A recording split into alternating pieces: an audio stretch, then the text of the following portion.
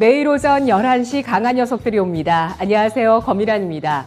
11월 CPI가 시장의 호재가 돼줬습니다. 간밤 나온 CPI 내용을 보면 에너지와 중고차 가격의 둔화세가 뚜렷하고 주거비 같은 경우는 여전히 높은 물가 상승률을 유지하고 있다는 점 체크하실 수 있으셨을 텐데요. 물가가 내려가면 연준이 긴축 고삐를 늦출 수 있다고 기대할 수도 있지만 이건 조금 더 진행되면 경기 침체 걱정을 안 할 수가 없습니다.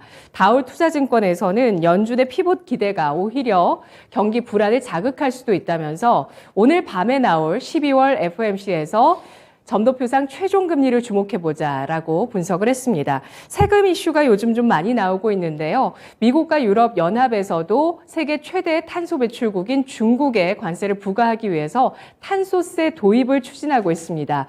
유럽 연합에서는 이번 주 이르면 이 탄소 국경 조정세에 대해서 최종 확정해서 그 안을 발표할 예정이라고 하는데요. 품목은 일단 철강, 시멘트, 비료, 알루미늄, 수소, 전기 등 6개 품목이고 일단 탄소세가 정해진 이후 품목이 더 늘어날 가능성도 있다고 합니다. 도입 시기는 내년, 과도기를 거친 이후에 2026년에 본격적으로 탄소세를 도입할 것으로 전망이 되고 있는데요. 기업들의 단단한 대비가 필요하겠습니다.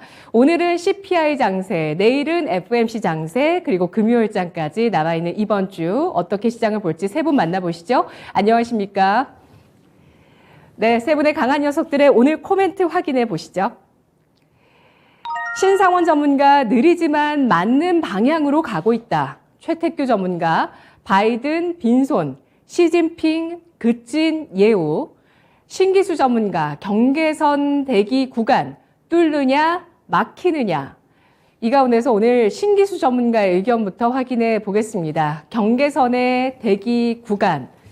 아직도 결정되지 않은 그 방향성이라고 보시는 것 같아요. 위쪽이냐, 아래쪽이냐 고민 중이신가요? 지금 이제 어제 미국 증시가 뭐 양봉으로 아예 확 올라줬으면은 별 고민이 없는데 어제 이제 음봉으로 떨어지는 바람에 이 부분이 약간 좀 이제 그 경계감이 좀 보이면서 좀 마감이 된 부분은 있어요. CPI는 뭐 다들 이제 아시겠지만은 예상치보다 낮게 나왔습니다. 근원도 마찬가지고 했기 때문에 이 시장에는 뭐 이제 괜찮은 뉴스고요. 이 부분까지는 일단 괜찮아요. 그리고 이제 뭐 월가 쪽에서도 이번에 CPI 좀 덜 나오니까 인플레이션 둔화는 이제는 추세다. 연준도 이런 부분들을 이제는 모른 채 할 수 없을 거다. 이제 이런 식의 발언을 좀 하고 있습니다. 근데 이제 오늘 이제 FOMC 이제 발언과 관련해 가지고 파월 이제 발언을 좀 봐야 되겠고 뭐 점도표 이제 봐야 되겠죠. 근데 이제 지금 어떤 전망들이 나오고 있느냐면 파월이 금융시장이 너무 또 막 날아가는 거를 별로 바라지 않기 때문에 이번에 CPI 좀 덜 나온 거를 좀 과소평가하는 발언, 이거 별거 아니다. 아직 인플레이션 잡힌 거 아니다. 뭐 이런 식의 이제 발언을 할 가능성이 있다. 이런 이제 뭐 얘기들이 또 나오고도 있습니다. 그러면서 어제 이제 미국 시장 끝난 걸 보면요. 잠깐 좀 S&P 500 보시면은 지금 S&P 500이 굉장히 중요한 구간에 와 있거든요. S&P 500이 요런 이제 제가 가끔씩 보여드린 선인데 이렇게 지붕을 이렇게 해보면요. 요 지붕이 1년짜리 지붕이에요. 요 1년짜리 지붕을 지금 돌파를 해내느냐 마느냐. 지금 딱 경계선에 와 있습니다. 그래서 이 1년짜리 지붕이 이제, 뭐, 어쨌든 간에 그 FOMC에서 좋은 얘기가 나왔다 그러면 이게 돌파가 돼야 되겠죠. 이게 돌파가 안 됐다는 소리는 좋은 얘기가 나왔다 할지라도 시장은 그걸 좋은 얘기라고 인정을 안 하겠다는 거거든요. 그래서 요번에 이게 돌파가 돼야지만, 우리가 바라는 안도성 랠리, 산타 랠리 이게 좀 올 것 같아요. 그래서 요게 이제 돌파가 되는가, 마는가를 일단 봐야 되는데, 웬만하면은 돌파되지 않을까 이런 생각은 해볼 수가 있어요. 왜냐하면은 파월이 지금까지 했던 발언이 굉장히 강력했기 때문에 과연 지금까지 했던 발언들보다 더 강력한 발언을 파월이 내놓을 게 뭐가 있을까 생각을 해보면 그렇게 뭐 많지 않을 것 같아요. 상상되는 거에 별로 없고요. 그래서 파월이 뭐 예상 범위 내 또 지금까지 하던 발언 범위 내에서만 발언을 해준다면 시장은 한번 오를 것 같고, 뭐, 금리야 뭐 0.5% 올리겠죠. 0.75는 아닐 것 같으니까. 그리고 이제 제일 바라기로는 뭐 점도표 상황에 5.0 안 넘었으면 좋겠고, 그리고 파월이 뭐 내년도부터는 0.25% 금리 인상을 시사하는 듯한 발언을 좀 해주면 제일 좋겠지만, 어쨌든 이제 뭐 그런 부분도 이제 봐야 되겠지만은 나쁠 것 같지는 않습니다. 그래서 기대감은 분명히 있다. 하지만 이 부분 확인은 좀 해보자. 왜냐하면 이런 경계선에서 기술적으로 한번 밀리게 되면은 그러면 실망 매물이 나오면서 조금 이제 크게 밀리는 경우들이 간혹 있기 때문에 확인은 좀 해보자. 그래서 오늘 보유 종목은 유지를 하시되 신규 매수는 뭐 내일부터 하자 이렇게 말씀을 좀 드리고 있고요. 만약에 이번에 이제 안도성 랠리가 오게 된다면은 대형주보다는 중소형 성장주들이 뭐 당연히 올라가겠죠. 나스닥이 다우보다는 더 탄력 있게 갈 것 같고요. 우리 증시도 코스닥 쪽이 코스피보다는 더 탄력 있게 움직일 걸로 보고 있습니다. 그래서 성장주들, 그동안에 이제 금리 때문에 피해를 많이 봤던 성장주들이 반전 효과로 이제 올라갈 거를 예상을 해볼 수가 있겠고, 그리고 뭐 지금 이제 연초에 이제 이벤트들 있으니까요. JP모건 헬스케어 컨퍼런스 있으니까 바이오주들, 또 CS 있으니까, 그거 관련된 뭐 로봇 자율주행, 메타버스, 뭐 이런 관련주들, 또 인텔 사파이어 래피드 출시가 되니까 반도체 중에서도 DDR5들, 이런 쪽들이 좀 탄력 있게 좀 가지 않을까 관심을 좀 가지고 있습니다. 네. 미국 장도 우리 장도 경계선에서 일단 멈춤입니다. 여기에서 뚫고 올라갈지 아니면 밀려 내려설지 그게 관건인데요. 파월 연준 의장이 주식시장이 올라가는 걸 좋아하지 않을 것이다. 따라서 물가를 평가절하할 수도 있겠지만 그렇다고 파월이 여기에서 좀 더 강한 발언을 하기에는 일단 연준 자체의 멘션에 피크아웃이 나왔다라는 관점 계속 가져가고 있습니다. 신기수 전문가의 의견이고요. 그러면서 FOMC 회의 이후에 방향성이 나올 테니 내일 장 초반에 하루 더 매수를 밀어서 대응하셔도 괜찮다라는 의견을 제시해 주셨는데요. CPI 정말 다행스럽게 잘 나오면서 하나 또 한숨 넘기고요. 이제 FOMC입니다. FOMC에서 어떤 움직임을 보이게 될지. 오늘 CPI 장세에서는 금리 인상의 피해주가 올라가죠. 오늘의 해답지는 바로 바이오주와 또 게임주, 웹툰주가 될 수 있겠는데요. 이 세 가지 섹터가 시장에서 팍 올라서 주면서 코스닥에 또 좀 짱짱한 흐름이 이어지고 있습니다. 장중 고점의 움직임이 계속되고 있는 상황인데요. 자, 그러면서 오늘 장에 일단 바이오 올라갔습니다. 어제 바이오에 대한 질문을 세 분께 드렸을 때 연초 장세를 대비했을 때도 바이오는 포트에 좀 넣어두자라는 의견들이 많았었고요. 그리고 게임과 웹툰인데요. 자, 그렇다면 내일 FOMC 회의 결과 이후에 성장주 2차전 있을 것이다. 초록불. FOMC 회의 결과 아직 모릅니다. 그렇지만 FOMC 회의 이후에 내일은 성장주의 2차전이 있을 가능성이 높다라고 보시면 초록불. 뭐 사실 똑같은 얘기이긴 합니다. 근데 이걸 더 보겠다 하시면 빨간불 주시면 되는데 금리 인상의 수혜주는 내려갈 것 같다라고 보시면 빨간불을 주시죠.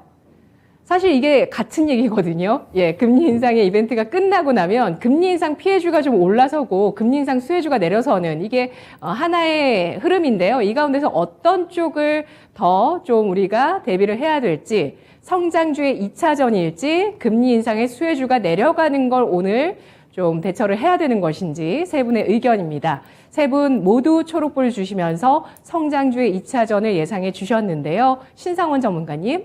네, 뭐 일단은 뭐 불확실성이 제거되면은 그동안 많이 내렸던 종목들, 대표적으로 뭐 지금 말씀드린 그런 섹터들인데 그런 종목들이 먼저 반응이 나올 것 같아요. 그리고 뭐 금리 인상 수혜를 받던 거는 은행주들이잖아요, 금융주들인데 이거는 의외로 또 실적이 재미가 없을 수도 있습니다. 물론 좋긴 좋은데 뭐 예대마진 우리나라 국한돼서 보면 예대마진에 대한 그 실리가 그렇게 크지 않다는 얘기도 돌고 있고 일단은. 단기적으로는 봤을 때는 성장주가 먼저 반응이 나오지 않을까 예상하고 있습니다.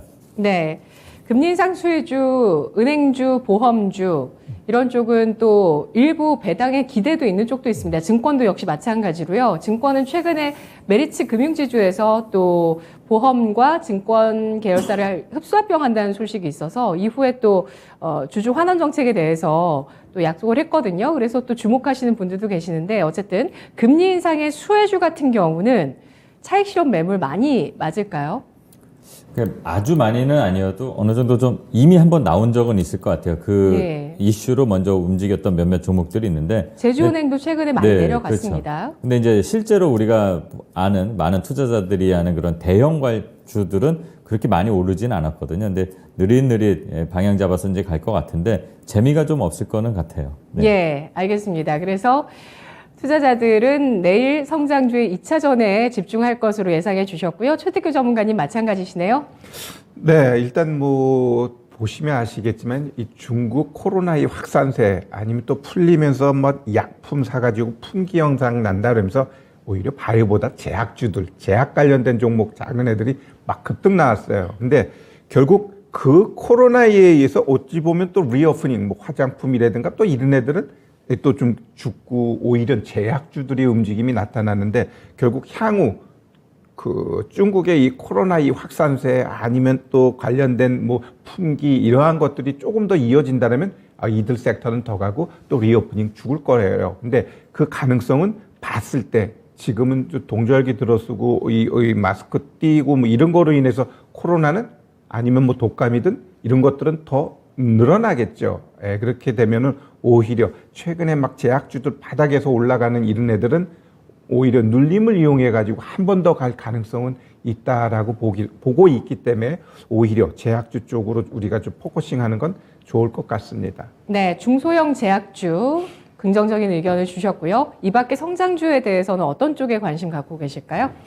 일단 뭐 성장주라고 한다면 제가 지금 시장에서 계속 이야기하고 있는 부분은 지금 뉴스에 의해서 막 움직이는 것 이러한 것들을 쫓아가기보다는 하나의 섹터, 하나의 종목을 잡으면 그쪽으로 조금 두 번, 세 번 산다라는 갖고 종목을 가지고 접근을 해야지 그냥 이슈 보고 쫓아가게 되면 어떻게 돼요? 그냥 물려버립니다. 저는 내년도 시장도 그냥 박스로 보고 있어요. 박스로 본다라는 건 뭘 의미해요? 대형주 막아놓고 종목 장세가 이루어진다라는 거예요. 그러면 종목 장세가 어느 날은 반도체 가고 어느 날은 바이오 가고 어느 날은 뭐 신재생 가고 어느 날은 2차 전지 갈 텐데 그러한 것들을 다 맨날 쫓아다니면서 어떻게 매매할 거예요? 그건 불가능해요. 그러면 결국 저는 내년도엔 또 어떤 것도 생각하고 있냐면 우선주가 또 한번 갈 것 같고 또 그다음에 풍기주 그 시장에 유통되는 주식이 뭐 100만 주에서 500만 주 그 사이에 있는 종목들도 한번 시세를 줄 거라고 봐요. 왜? 박스 장세니까. 박스 장세는 이놈도 가고 저놈도 가고 갈 텐데 거기서 나는 딱 뭐 세네 종목 갖고 할 거야. 그러면 그거를 집중 공략하고 나는 그냥 다 잡아먹고 싶어. 그러면 10종목, 15종목 조금씩 씨 뿌리는 거죠. 대신 가능하면 대장 쪽으로. 그렇게 되면 결국 순서에 맞춰서 이 시장의 흐름에 따라서 풍풍 튈 테니까 거기에 포커싱해서 우리가 전략 잡고 가는 게 낫고요. 매일매일 뭐 뉴스에서 이거 써. 그러면 그 이전에 벌써 한 달 전에 이 제약주들 저점에서 사갖고 기다려야죠. 그게 맞지. 지금 뜨니까 이쪽 종목 사야지. 그럼 그건 늦어버린 거예요.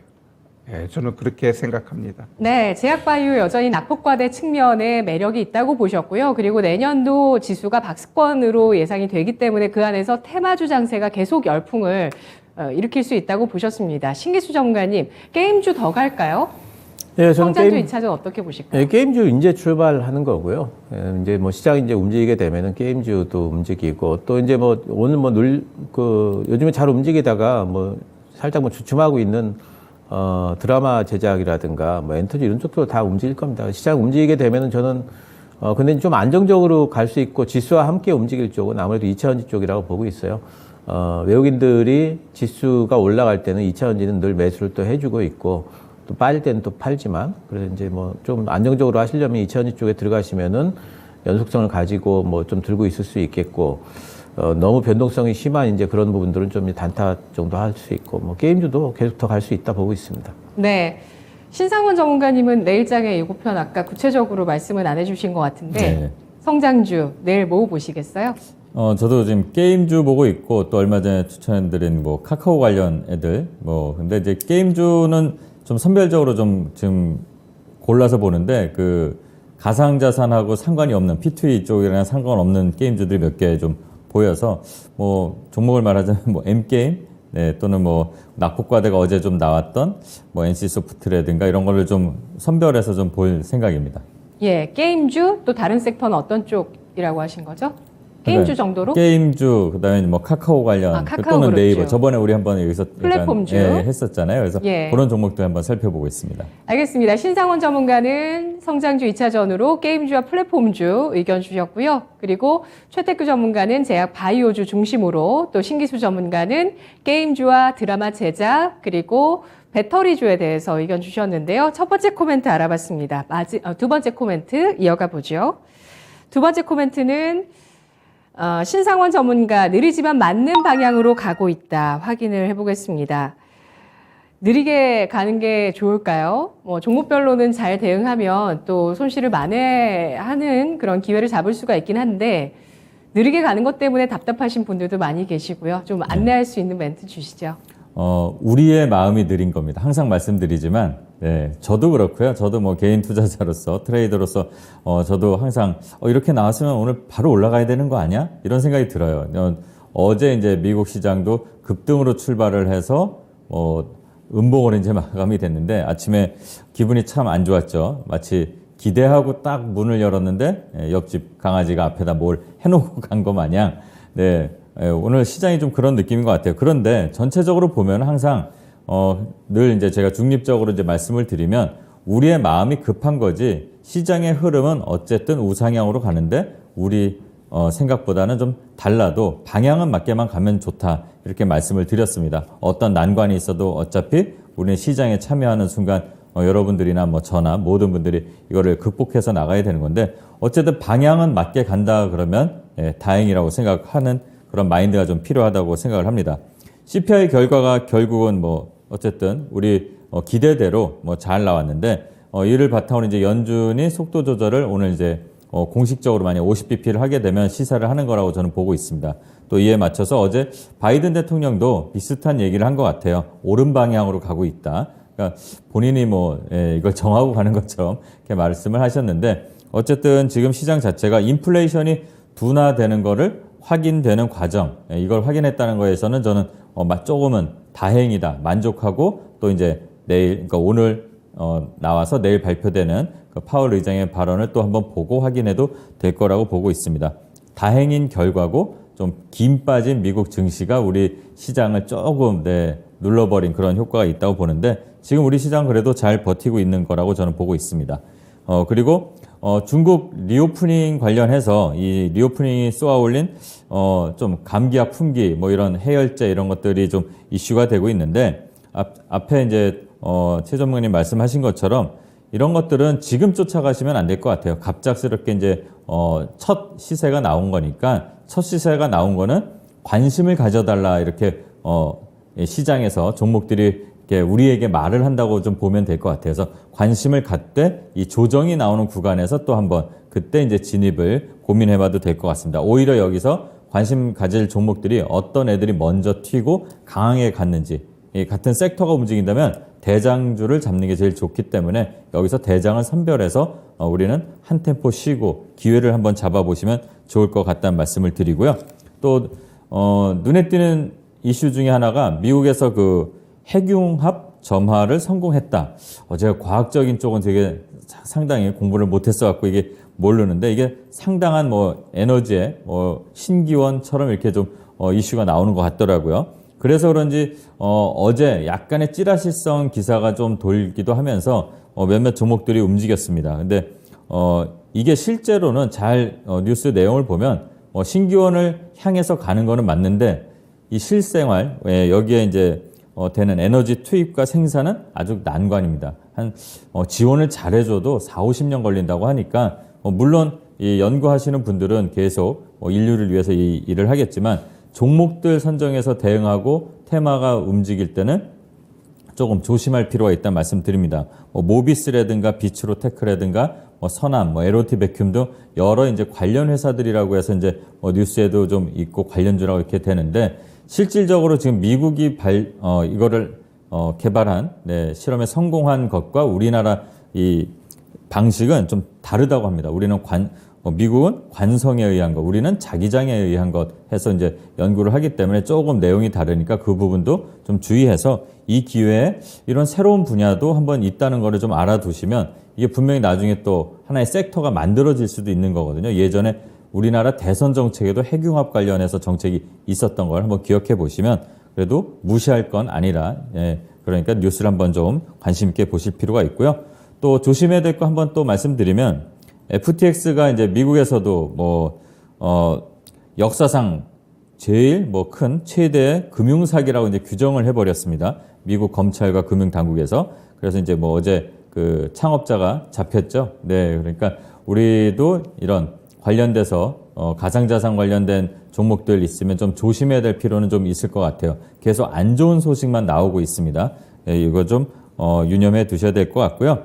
또 경기 불안감이 어제 이제 실질 소득이 안 좋아진다 얘기가 나왔는데 채용 시장까지 좀 번지는 것 같습니다. 그래서 이런 것들이 조금 우리 실생활에는 우울하게 좀 나오고 있는데 미국도 아마존, 골드만삭스 이런 데서 감원이 나오고 우리도 구조조정이 나오고 있습니다. 그리고 채용 규모도 좀 축소되고 있고 그리고 또 제일 가깝게 느껴지는 게 우리가 많이 가는 마트라든가 양판점 이런 데서 이제 먼저 나오는 것 같아요. 그걸 보면은 팔리는 게 별로 없다는 얘기가 되니까 관련된 가전제품이나 이런 쪽 관련된 그 소비재들 종목을 살펴볼 때 좀 참고하면 좋을 것 같습니다. 그리고 마지막으로 좀 소프트한 얘기를 드리자면 우리나라 한국인 행복지수가 세계 59위라고 합니다. 저는 개인적으로 생각보다 높은 편에 속한다고 하는데 이게 상당히 낮은 거래요. 특히 아동과 청소년은 만족도가 이제 OECD에서 꼴찌라고 하는데 이 뉴스를 보면서 좀 생각한 게 과연 우리 투자자들의 이 투자 행복 심리는 얼마일까? 제가 볼 때는 많은 상담을 해보니까 대부분 벌어도 불만족이고 이렇게 시장이 안 좋으면 더 불만족이시더라고요. 그건 뭐냐면 욕심이 많아서 나는 준비가 안 됐는데 취할 것만 생각해서인 게 아닐까라는 생각도 듭니다. 이렇게 시장이 안 좋고 연말로 가고 새해가 곧 오니까 나는 과연 내가 이거를 불만족을 갖고 있을 정도의 준비는 했는가를 한번 생각해 보면서 또 공부도 하시면서 그렇게 하루를 보내면 어떨까 한번 말씀을 드려보겠습니다. 네.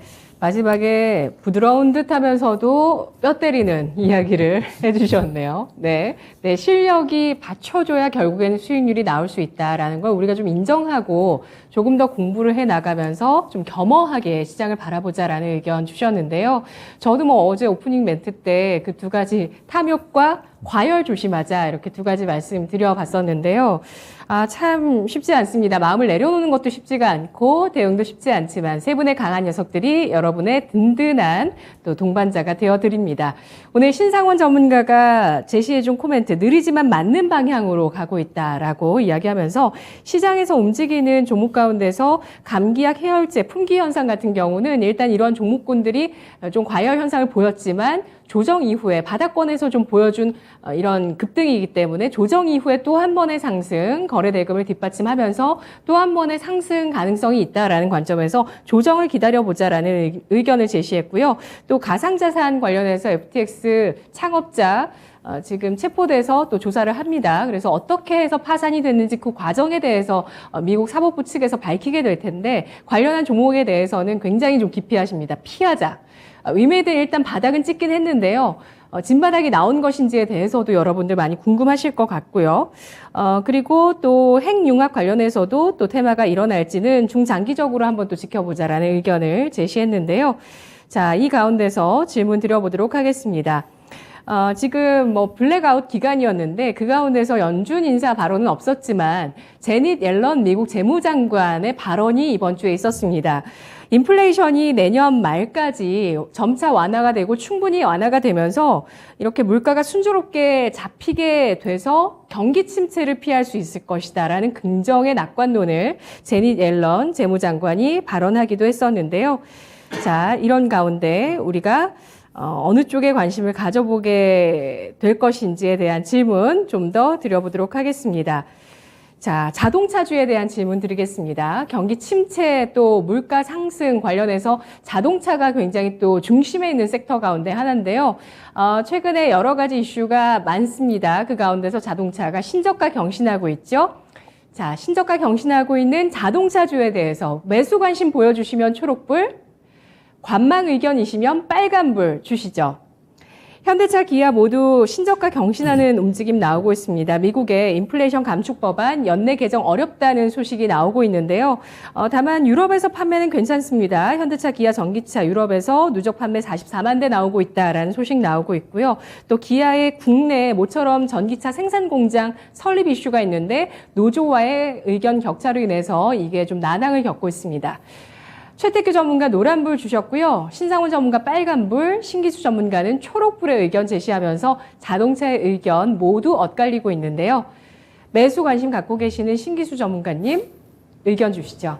예, 저는 이제 그 현대차, 기아 말고요. 자동차 부품주들 말씀드리는 거고, 자동차 관련주들은 지금 그 IRA 모멘텀이 있다면 지금 IRA 관련된 부분에 대한 것이 보완되는 부분이 모멘텀이 있을 거고, 안 좋은 부분은 내년도에 분명히 자동차 판매량이 좀 줄 겁니다. 근데 이제 부품주들 같은 경우에는 내년도에 전방업체들 판매량 주는 거에서 오는 그 피해하고 그 전방업체들이 생산 차질 완화가 되는 부분에서 오는 수혜 둘 중에 비교를 해보면은 수혜 쪽의 모멘텀이 더 크다 이렇게 보기 때문에 부품주들은 지금 같이 빠지고 있을 때 오히려 지금 모멘텀 구간, 매수 구간이다 이렇게 보고 있습니다. 네, 자동차 부품주는 내년에 실적이 뒷받침된다. 실적 개선주로 봐야 된다는 의견이시네요. 네, 그렇습니다. 예. 신상원 전문가는 빨간불로 관망 의견 주셨어요.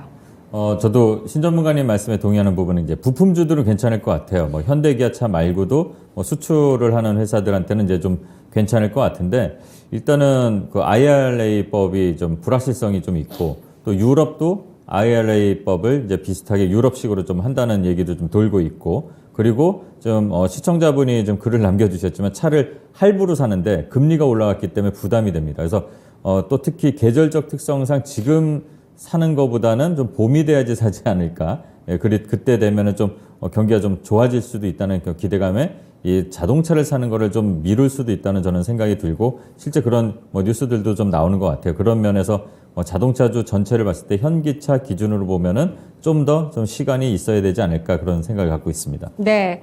그렇습니다. 금리 변수도 빼놓을 수 없는 섹터 자동차인데요. 여러 가지 변수 다양하게 복합적으로 작용하고 있어서 자동차주의 투자의 포인트를 어떻게 잡고 갈지 내가 뭘 보고 투자를 할지 참 많이들 힘드실 것 같아요. 최태규 전문가님은 노란불 주셨어요. 네, 일단 자동차 많이 빠졌으니까 기술적 반등 뭐 그 정도는 가능할 것 같은데 결국 완성차가 안 되는데 과연 부품까지 잘 될 거냐 이러한 부분은 고민해 볼 필요는 있을 것 같습니다.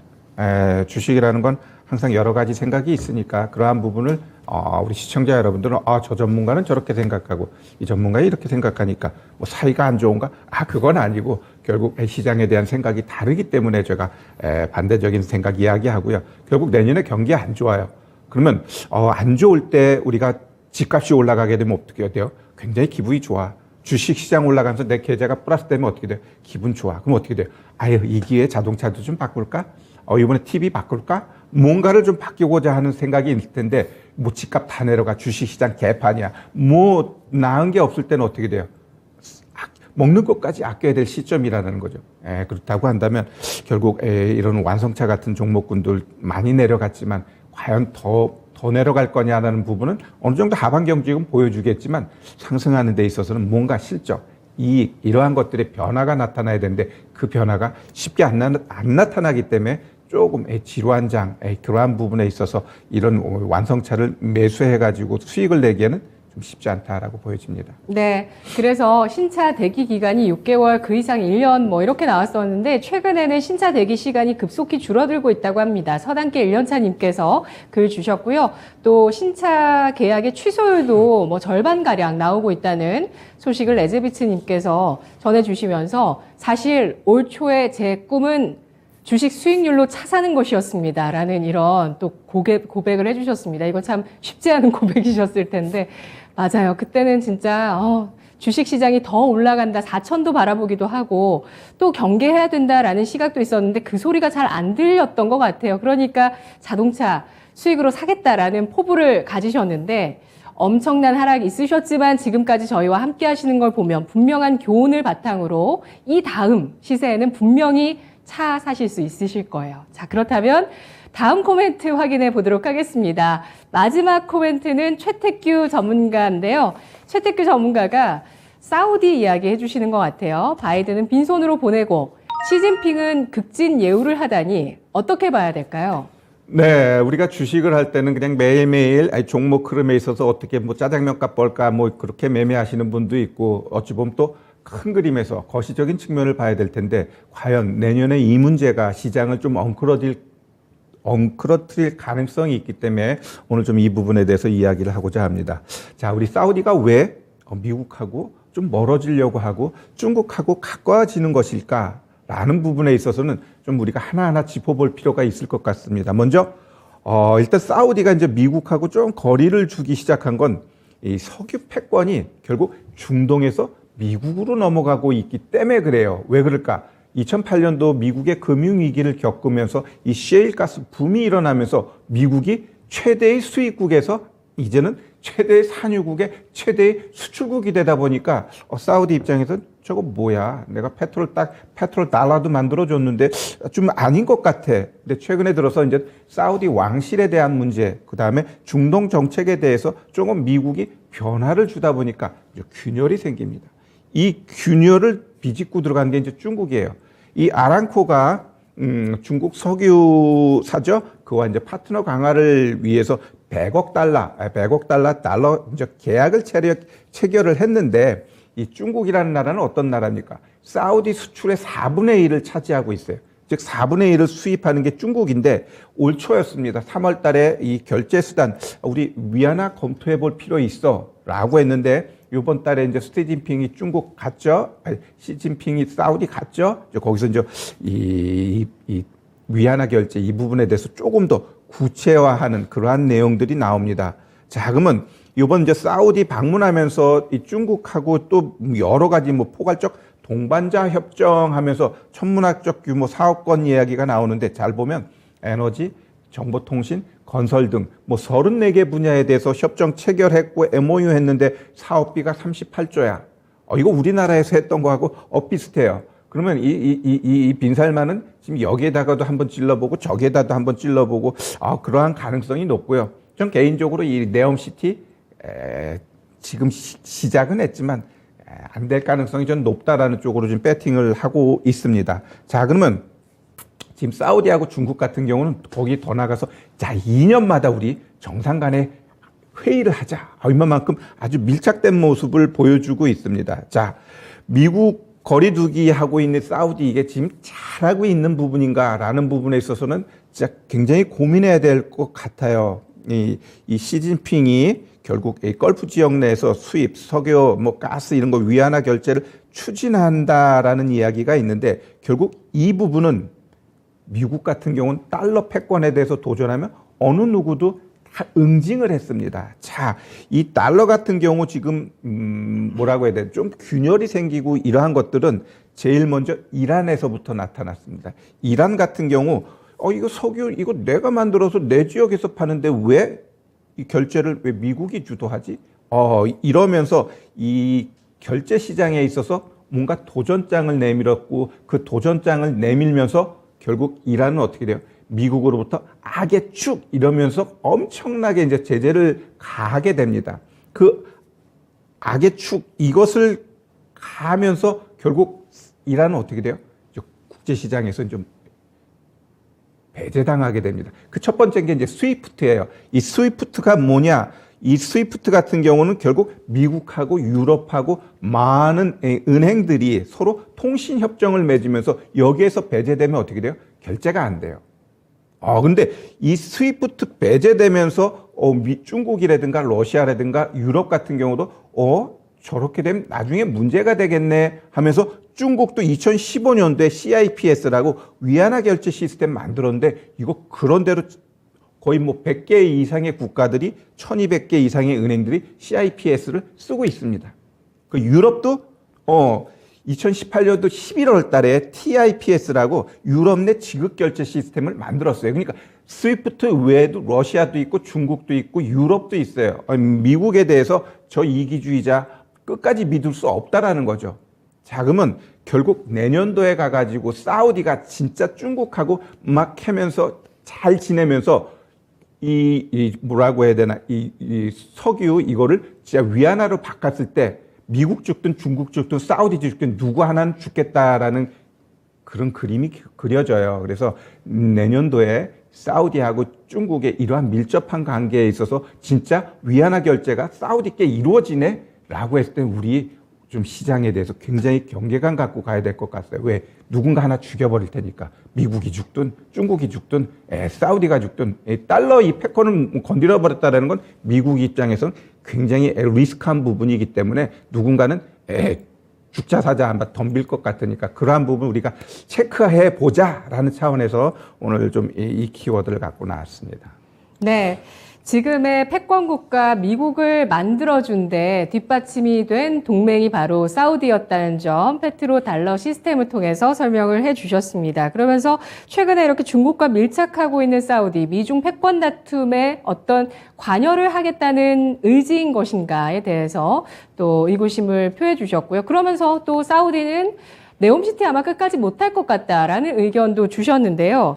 사우디아라비아 이전에 제가 뭐 희망 회로를 돌려볼까요? 라고 하면서 장 안 좋을 때 참 그 얘기 했다가 이제 네옴시티 얘기가 쫙 뒤에 나왔는데 유가로 많이 벌었습니다. 그래서 올해 GDP가 G20 국가 가운데 1위입니다. GDP 성장률이 사우디아라비아가 고유가로 인해서 올해 8%대 성장을 하면서 고성장을 이뤄냈고요. G20 국가 가운데 올해 1위 기록한 사우디아라비아인데요. 미국과 중국의 패권 앞으로 어떻게 이어질 것인가? 100년을 넘게 패권을 이어가고 있는 미국의 패권이 질 것인가? 아니면 중국이 이 공산주의를 가지고 패권 국가로 전 세계를 좀 장악하기에는 어려움이 있을까? 여러 가지 얘기가 있는데 질문 뭐 그냥 간단하게 한번 세 분께 드려보겠습니다. 자, 앞으로 이쪽은 지는 게 확실하다. 미국이 질 것 같다. 그러니까 뜨는 국가가 아니라 지는 국가라는 거죠. 미국이 지는 국가다라고 보시면 초록불, 사우디가 지는 국가가 될 것이다. 노란불, 중국이 지는 국가가 될 것이다. 빨간불 주시죠. 뭐 사우디는 이제 뭐 유가 때문에 석유 때문에 정말 흥했지만 앞으로는 신재생이나 친환경으로 가면 질 수 있기 때문에 지금 신재생 에너지 등에 대한 친환경 에너지 투자를 하고 있는데요. 세 분 모두 노란불을 주시면서 앞으로 지는 국가가 되는 쪽을 사우디로 꼽아주셨는데요. 신상원 전문가님. 네, 뭐 석유에 대한 것 때문에라도 뭐 지는 쪽으로 가는 건 맞는 것 같아요. 그러니까 국가 수장 같은 사람이 자기네들은 이제 석유를 대체할 걸 찾는다고 말을 한 것도 있고, 근데 저는 좀 다른 쪽으로 봅니다. 왜냐하면 이 사우디가 워낙 그 석유로 번 돈으로 너무 잘 살았잖아요. 네, 누구나 다 거지 없이 잘 살았잖아요. 네, 근면성실하게 일할 수 있는 그런 것들이 좀 떨어질 거라고 저는 보기 때문에 이게 변화하는 시대에서 제일 뒤처지는 나라가 이 셋 중에서는 사우디라고 보고 있기 때문에 이제 노란불을 했고, 미국은 쉽게 무너지진 않을 것 같습니다. 왜냐하면 미국은 지금 제조의 나라이기도 했지만 지금은 금융의 나라입니다. 기축통화를 갖고 있기 때문에 그 힘이 아주 강력할 거고, 그 다음에 또 군사력도 제일 세니까 그렇게 생각을 하고 있습니다. 네. 자본을 많이 쌓아뒀고요. 그리고 이렇게 이대로 지지만은 않을 거잖아요. 뭔가를 하긴 할 텐데, 그러면 중국 쪽에 힘을 실어주는 건 맞다고 보세요? 아니면 양쪽 손을 다 잡고 있을 거라고 보세요? 양쪽 손을 다 잡을 거라고 봅니다. 왜냐하면 사우디가 쉽게 미국을 버리지 못할 거예요. 그리고 이 석유를 결제하는 시스템에서 중국하고만 1대1로 하는 거는 뭐 위안화를 갖고 쓸 수 있겠지만 달러 자체를 버리지는 못할 겁니다. 전 세계적으로 이렇게 지금 미국이 잡고 있으니까 저는 그렇게 생각을 하고 있습니다. 네, 사우디는 이란을 또 경계하고 있는데요. 이란이 핵무기를 가지면 예측 불허의 상황이 될 수 있다라고 사우디가 경고했고요. 이란은 중국과 어떻게 사우디가 밀착하느냐라고 하면서 중국의 변심에 굉장히 또 이란은 분노하고 있다고 합니다. 최태규 전문가님. 네, 그래서 미국이 이란을 지금 저울질하고 있어요. 결국 이 사우디가 만약에 위안화를 결제하면 사우디 너 버리고 이란 잡겠다라는 보관도 있거든요. 그렇기 때문에 이 사우디 입장에서는 자칫 중국하고 좀 가까워지게 되면 진퇴양난이 될 가능성이 높아요. 걔 버리면서 이란 다시 키워버리면 이란 커질 수 있거든요. 이란하고 미국하고 원래 나빴던 건 아니에요. 이 얘네들이 좀 까불었기 때문에 거기에 대해서 응징한 부분이고, 그 이전에는 오히려 사우디보다도 이란하고 가까웠던 게 미국이기 때문에 결국은 지금 현 시점에서 이란 카드를 미국이 쓸 것인가라는 부분은 사우디한테 달렸다라고 좀 보고 있습니다. 네, 지는 나라 사우디로 꼽아주신 신기수 전문가님. 셋 다 안 질 것 같아요. 셋 다 안 질 텐데, 근데 미국은 진짜 안 질 것 같고 중국은 안 질 것 같으니까 그래서 셋 중에서 하나 고르라 하면 그냥 사우디 고른 건데요. 셋 다 지지는 않을 거고 팽팽하게 뭔가 신경전을 좀 벌일 것 같고, 사우디에서 실제로 위안화 결제가 그 원유 유가를 위안화로 결제하는 저는 사태라고 표현하고 싶은데 그런 사태가 발생할 것인가, 그거는 그 가망성은 그렇게 크지 않다라고 보고 있고요.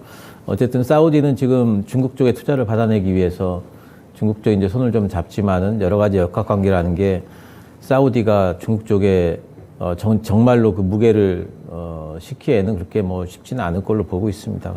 셋 다 안 지겠지만 그래도 네. 그 중에서 주도권을 갖고 있는 건 사우디는 아니다라는 입장에서 사우디를 골랐습니다. 네, 뭐 누가 뭐 부자 걱정하나요? 예, 우리가 사실 문제입니다. 골드만삭스가 예상한 세계 경제 순위에서 현재 우리나라 12위인데 2050년에 15위 안에 없습니다. 골드만삭스 그렇게 예상했고 2075년 역시 우리나라가 15위 안에 없다고 예상을 하고 있네요. 자, 그렇다면 추천주 동향은 어떻게 흘러가고 있는지 신은석 캐스터가 짚어드리겠습니다. 네, 강한 녀석들의 강할 녀석들 흐름 체크해 보도록 하겠습니다. 날씨는 춥지만 우리 시장은 빨갛게 물들어 있습니다. 미국의 CPI 지수가 예상치를 하회하면서 우리 시장도 상승 탄력 받고 있는데요. 현재 양시장 모두 빨갛게 물든 가운데 코스피는 2380선대에서 코스닥은 720선대에서 움직이고 있습니다. 최근에 순환이 좀 빠르게 도는 개별 장세가 이어지고 있는 가운데 오늘 시장에서도 제약 바이오주들이 강한 모습입니다. 특히 신상훈 전문가의 추천주죠. 프롬바이오 그리고 유틸렉스 강한 모습이고요. 신기수 전문가의 어제 추천주죠. NK맥스는 추천하시자마자 오늘 강세를 보이고 있습니다. 최근 신기수 전문가의 추천주들 모두 추천하시자마자 다음날부터 강세를 보이는 모습이네요. 네, 이어서 최태규 전문가의 레고캠바이온과 셀트리온도 오늘 좋은 흐름 가져가는 모습입니다. 네, 또 콘텐츠 관련주 중에서는 윤겸 전문가의 추천주죠. DNC 미디어. 오늘 장중에만 15% 넘게 급등하면서 현재도 강세를 보이고 있고요. 이 대원 미디어와 초록뱀 미디어까지 윤겸 전문가께서 추천하신 콘텐츠 관련주들 일제히 상승 흐름 가져가는 시장입니다. 네, 그러면 오늘 탄생한 토마토 티켓 업데이트도 체크해 보도록 하시죠. 네, 첫 번째 티켓 신상훈 전문가의 티켓입니다. 종목은 프롬바이오고요. 이 프롬바이오는 탈모 치료에 필요한 모낭 제작 기반 기술에 관한 무혈청 배양법 특허를 취득한 바가 있죠. 탄탄한 재무 구조와 또 실적 개선 기대감을 바탕으로 주가 오르고 있습니다. 매수가는 8,360원, 목표가는 만원으로 신상훈 전문가님께서 제시해 주셨는데 9,210원까지 올라주면서 10%가 넘는 수익률을 달성하셨습니다. 네, 이어서 두 번째 티켓도 확인해 보도록 하시죠. 네, 두 번째 티켓은 신기수 전문가의 추천주입니다. 종목은 콘텐츠 관련주 A스토리인데요. 이상한 변호사 우영우 관련해서 주가 굉장히 많이 올랐던 종목이죠. 이 제작 업력과 자체 IP 사업을 갖고 내년에만 신작을 6편 이상 출시할 예정이라고 하는데요. 매수가는 25,150원, 목표가는 29,000원으로 잡아주셨는데 28,100원까지 올라주면서 12.26%의 수익률을 기록하셨습니다. 네, 그러면 현재까지 전문가별 토마토 티켓 보유 현황도 체크해 보도록 하시죠. 네, 신상훈 전문가님 티켓 24장으로 단독 선두 계속해서 지키고 계십니다. 그 밑으로는 윤겸 전문가님 티켓 20장으로 함께하고 있고요. 신기수 전문가님 오늘 티켓 1장을 추가하셨죠. 15장으로 3위로 달리고 계십니다. 마지막에 합류하신 최태규 전문가님은 티켓 7장으로 함께하고 있는 모습이네요. 네, 지금까지 추천주 동향 살펴봤고요. 그럼 오늘 추천주 리뷰는 지금 바로 만나보시죠. 네, 실시간으로 최태규 전문가의 종목 하나가 또 티켓 확보를 해서요. 이것까지 리뷰를 해보도록 하겠습니다. 먼저 신상원 전문가 종목 11월 16일 종목인데요. 프롬바이오 수익률 두 자릿수 나왔습니다. 어떻게 대응을 해볼까요, 전문가님? 네, 티켓 달아주시고요. 네, 프롬바이오가 오늘 탈모 관련해서 그런 이슈가 좀 돌면서 시세가 오랜만에 나왔는데요. 일단 절반은 수익 실현을 하셨을 거라고 저는 믿습니다. 욕심을 좀 줄이시고 남은 절반을 갖고 한번 목표가까지 가져가도 지금 될 것 같습니다. 지금 아직 박스권에서 왔다 갔다 하고 있으니까 절반은 한번 챙겨 놓으시고 끝까지 화이팅 하시기 바랍니다. 목표가 얼마셨죠? 10,000원이었습니다. 10,000원까지 네. 또 터치할 수 있을지 보도록 하겠습니다. 절반은 비중 줄이시고요. 다음 종목입니다. 신기수 전문가의 12월 5일 종목 A스토리인데요. 전문가님 축하드립니다. 티켓 달아주시고요, 전문가님. 네. 역시 두 자릿수 수익률 나왔는데 최근에 컨텐츠주 잘 공략을 해주셨는데 이 종목도 두 자릿수 나왔거든요. 어떻게 될까요? 예, 컨텐츠들은 저는 특히 이제 OTT 관련주들은 조금 더 움직일 수 있다고 보고 있고요. A스토리 뭐 한 3만 원 정도까지는 뭐 너끈하게 갈 수 있지 않을까 보고 있습니다. 네. 드라마 제작주, 아까 게임주까지 추가 상승 여력을 내다보고 있는 신기수 전문가입니다. 마지막으로 최태규 전문가의 티켓도 있는데요. 지오 엘리먼트의 수익률 확인해 보겠습니다. 오늘 급등을 하고 있어서요. 이 종목 수익률이 두 자릿수 도달이 됐고 14% 정도 수익률이 나왔네요. 최고가 25,500원 기준입니다. 대응 전략 알아볼까요, 전문가님? 네, 오늘 뭐 거래 나오면서 좀 윗골이 달았지만 이 종목 같은 경우는 우리 월봉 보면은 뭐 이제 바닥에서 이제 올라가고 있어요. 그러면 최근에 이 고점 자리가 28,600원인데 요거 땅 치면 제가 이 제시했던 3만 원 충분히 간다 이렇게 좀 말씀드리겠습니다. 네, 비중 더 계속해서 가져갈까요? 좀 조절할까요? 얘는 일단 내가 봤을 때 절반 줄인 다음에요. 이 잘 보시면은 얘는 요거 보면서 우리가 체크하면 될 것 같습니다. 얘 오늘 지금 이 자리, 지금 가격대에서 지켜주게 되면은 이 25,000원 이 자리를 치고 갈 거예요. 그래서 만약에 요걸 지켜주면서 내일하고 모레 봤더니 이 치고 가. 그러면은 그냥 지금 물량 그대로 가져가고요. 뭐, 그 다음에 이제 요 가격대를 깨게 되면 절반 차익한 다음에 밑에서 다시 한번 비중 확대하는 것 가능하다 이렇게 말씀드릴게요. 네, 25,000원 중요한 가격대입니다. 오늘은 또 어떤 종목이 기다리고 있을까요? 화면으로 확인해 보시죠. 신상원 전문가, 감성코퍼레이션, 최태규 전문가, 대성에너지, 신기수 전문가, PNT입니다. 어제 경동도시가스에 대해서 우리 채팅창에 코멘트 좀 많이 나오더라고요. 오늘은 최태규 전문가가 또 비슷한 관련주를 가지고 와주셨네요. 대성에너지, 도시가스 유통주이고요. 천연가스 관련주인데요. 투자 포인트 뭐가 있을까요? 최태규 전문가님. 예. 이제 겨울철 들어섰어요. 많이 추워지고 있죠. 특히 이제 유럽 같은 경우 굉장히 따뜻한 겨울이었는데 이제 이제 본격적으로 추워진다라고 합니다. 그러면 이 추워지는 거 1, 2주만 추워지면은 이 종목군들 움직이게 돼 있습니다. 그래서 한번 이제 12월 말 1월 달 들어 가지고 유럽 쪽이 조금 혹한이 오게 되면 이 천연가스 관련돼 가지고 그러면 결국 이 대성에너지도 한번 시세를 줄 자리에 왔다라고 좀 보여집니다. 얘가 나름대로 이 가격대만 오면은 하방 경직 보여주고 있어요. 이 가격대. 결국 이 자리 여기가 뭐 한 11,000원 밑에 이 자리에선 충분히 이 매수가 가능한데 지금 우리는 그 위죠. 지금 여기서 한 며칠만 허벅대게 되면 한번 뿡 치고 갈 자리에 있다라고 보여집니다. 그래서 현재가 매수하고요. 목표가 윗단에 있는 매물대 13,500원까지 보고 손절가 10,000원 제시하도록 하겠습니다. 네, 우리나라도 한파고요. 유럽 역시도 강추에 직면하고 있다고 합니다. 한파 수혜주, 대성에너지 매수가는 현재가, 목표가는 13,500원, 손절가는 10,000원 선입니다. 다음 종목은 배터리 장비주 확인하겠습니다. 신기수 전문가의 오늘 종목은 PNT인데요. 투자 포인트 주시죠. 네, PNT는 이제 배터리 2차전지 장비주인데 뭐 실적이 내년도까지도 계속해서 아주 좋을 걸로 보고 있고요. 3분기 때 그 매출은 작년보다 126%, 영업이익은 18% 잘 나왔습니다. 뭐 2차전지 롤트롤, 뭐 쿼터 프레싱 머신, 슬리터까지. 그러니까 2차전지 그 제조 공정 중에 사용되는 장비는 절반 이상을 지금 이 회사가 다 만들고 있는 거예요. 그리고 이제 이 회사의 가장 큰 중요한 고객이 지금은 이제 SK온하고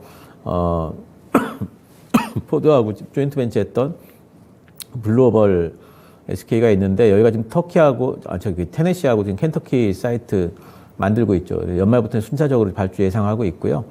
여기서 3,000억 원 이상 나올 걸로 보고 있습니다. 또 이제 동박하고 있는 SK 넥실리스 쪽에도 또 장비 들어가니까 실적 상승 전망이 되고 있고요. 지금 2분기 말에 수주 잔고가 2차전지 쪽에 1조 76억이었고 소재 쪽에 3,200억이었는데 이게 각각 전년 대비해가지고 4,000억하고 950억 증가한 거거든요. 계속 수주가 좀 늘고 있습니다. 이 회사 이렇게 수주가 늘고 있는 이유 중에 최고 큰 게 뭐냐면은 장비 여러 가지 하기 때문에 턴키 수주가 들어가거든요.